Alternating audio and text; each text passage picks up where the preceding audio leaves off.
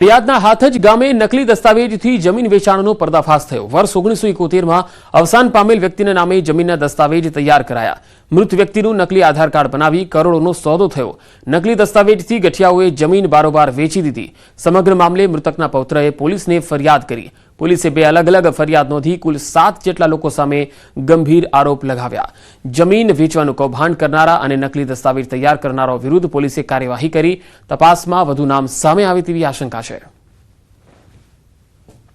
જેઠાભાઈનું જે મરણ લાંબા સમય પહેલા થઈ ગયું હતું તેમના બદલે હાથજ ગામના પીપલક ગામના એક જેઠાભાઈ બેચરભાઈ પટેલ કે જેઓ પણ અગાઉ મરણ પામેલા 2019માં એમના નામનું ખોટું આધાર કાર્ડ બનાવેલું અને એક વ્યક્તિ અલગ વ્યક્તિ કે જેની ઓળખ હજુ છતી થવાની બાકી છે એ વ્યક્તિને જેઠાભાઈ બેચરભાઈ પટેલ તરીકે ઉપસ્થિત કરી અને આ જે ફરિયાદીના દાદાના નામની જે જમીન છે એ જમીનનો દસ્તાવેજ કરી લેવામાં આવેલો।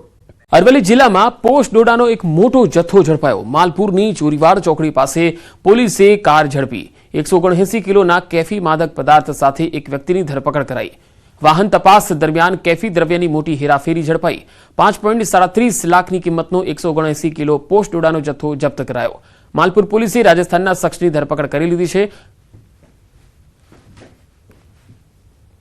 જે અફીણનો છોડ હોય છે તેમાં ઓપિયમ અફીણનો રસ કાઢી લીધા બાદ જે રેસિડ્યુ અવશેષ વધે છે તેને પોસ્ટ ડોડા કહેવામાં આવે છે અને તે NDPS એક્ટ હેઠળ પ્રતિબંધિત છે અને તેમાં મોર્ફિન, કોડેઇન, થીબેન જેવા નશાકારક તત્વો આવેલા છે।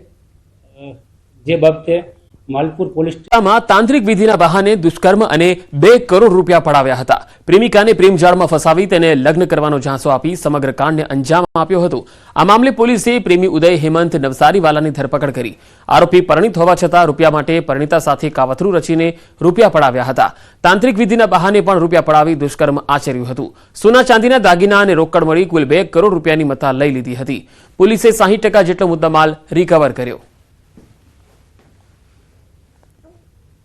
भोग बननार को अलग अलग वहम में रख के वो सारा पैसा और ज्वेलरी उससे ले लिया। एक बार इन्होंने अपने घर पे ICU जैसा सेटअप किया और उसका वीडियो और फोटो भोग बननार को भेजा। उसको बताया कि मैं ICU में एडमिट हूँ, मेरे ब्रेन स्ट्रोक आ गया और मुझे पैसे की ज़रूरत है। और हर 3-4 दिन के बाद में वो पैसा एक्सटॉर्ट करते रहे।